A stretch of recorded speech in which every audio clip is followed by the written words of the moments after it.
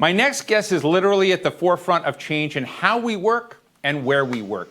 Sandeep Mathrani is CEO of WeWork, such a cool company, a company specializing in flexible office spaces for workers in 150 cities and 38 countries around the world. Sandeep, I need to be honest, I'm a WeWork fan. I followed the company for a lot, and when I joined the Hill, a while back, I said, I don't really need an office here. I need either a coffee shop space or a WeWork space because it had the feel of a coffee shop, and I wanted the flexibility and to be away from my colleagues. But anyway, that was a little bit too much personal stuff. But I guess right now, as we talk about people, we also need to talk about environments. We need to talk about how a franchise or how a network of people are going to operate. And you have that environment in which you're trying to put out there. So what is the new norm as you see it today?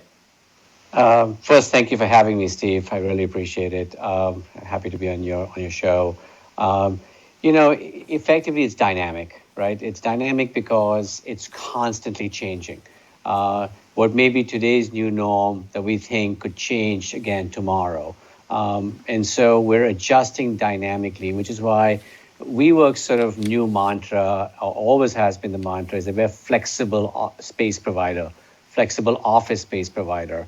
And what I found interesting, I was listening to the previous show a little bit, is that we actually pivoted during the pandemic to servicing universities to provide online education for students who cannot come from various countries to America, and American universities, thereby providing their online education to locations within WeWorks. So it's, like I said, it's always changing. So there are a few things that are really becoming pretty evident. One is effectively, this is a time where people want flexibility, they want social distancing. Will that be permanent? It could very well be. We've gone from one extreme to the other, where we've gone from densifying our locations to de-densifying our locations. People talk about the hub and spoke model. Is that a short-term phenomena or a more long-term phenomena? Because the spokes could be closer to where people live, and they can come to the hub for collaboration and innovation, which is what makes America great. And the spokes can still be an office environment because our productivity is failing. It is going down. So as much as this work from home phenomena was good for the first 90 days, over the last 90 days, it's actually started to decline from a productivity perspective. So effectively, I do believe that over the next 18 months, there will be a change. And because I don't really expect, I think we have to all be more realistic, and we're not, that effectively to get back to some level of normalcy is going to take time. Even if there is a vaccine in the next 90 days, by the time we give it to all the people and people feel comfortable, it's going to take much longer than we think. It's going to provide a sign of hope, but to create some level of normalcy. So in the next 18 months is a long time to have strategic changes in the way people work. So I do believe that the team is going to be flexible. The team for employees are going to be, you come into work 3-4 days a week, you work from home 1 or 2 days a week, or you work from a spoke a few days a week, you come in for collaboration. And I think, we're going to see that word play out. And what WeWork has done is sort of sit back and said, we really are the flexible provider, because we can have 1,000 people in a company, but only provide space for 200 people. And the remaining 800 come on rotation, because we have what is called the all access card. And I'm trying to look for mine. It's on some phone, but it's pretty amazing. So we have this card called the all access card, and we're able to provide that level of flexibility to the customers. So I think you're going to see a few things. Flexibility from space, time, a hub and spoke model. There's going to be consolidation, and the consolidation will need overflow space. And you made a little bit of a crack on the coffee, and I have the reverse crack, which says you used to go to a coffee shop to get to pay for coffee and get free space. But the pandemic has cut the free space away. So come to WeWork, we'll give you free coffee and you pay for space. Oh, that's a deal. Sandeep, let me ask you.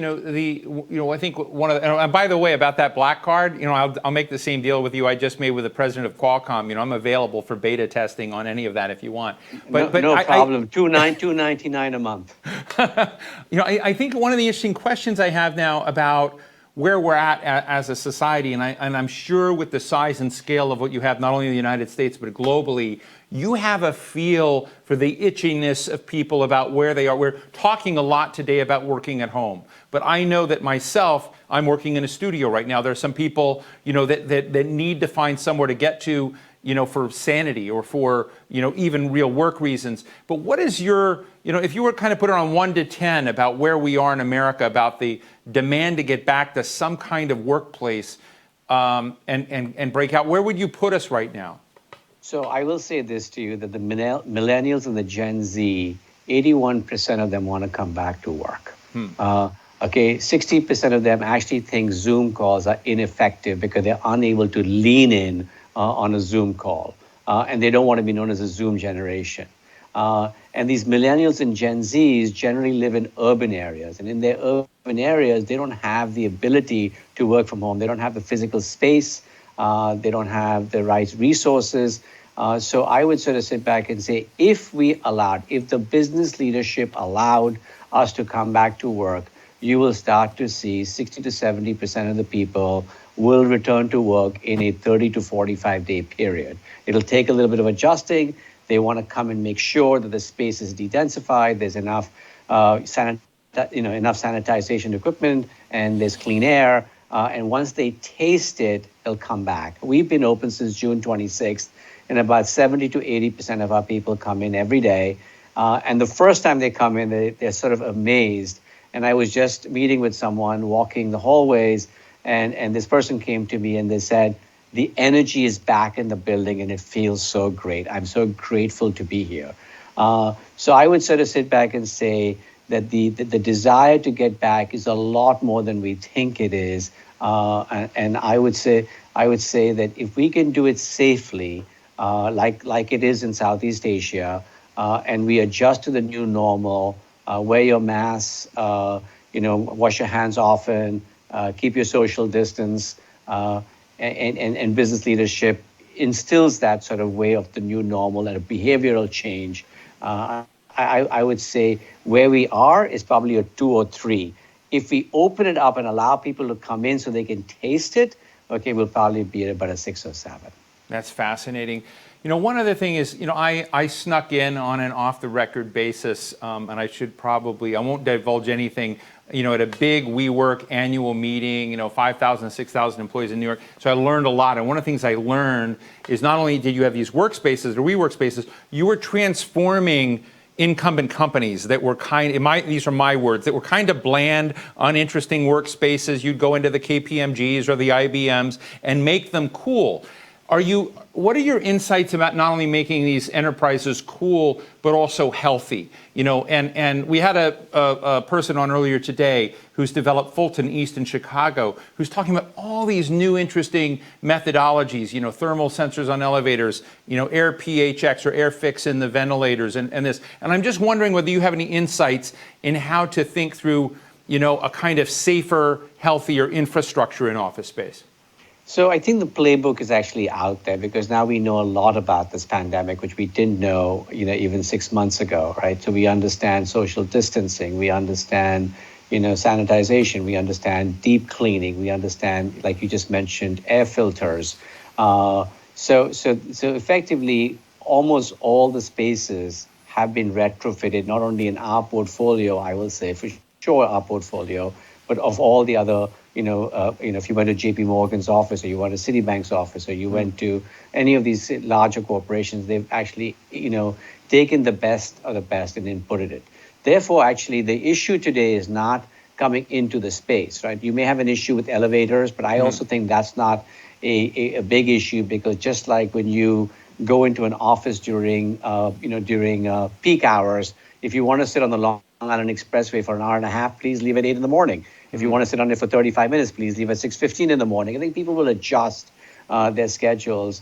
But the biggest issue right now we have is public transportation. I think there is a fear in urban cities, okay, of going into public transportation, and so effectively, I would say on the office side, okay, most companies have inputted that. We all do, temperature checks. You walk into a headquarter building, we have an automatic machine. You just keep walking.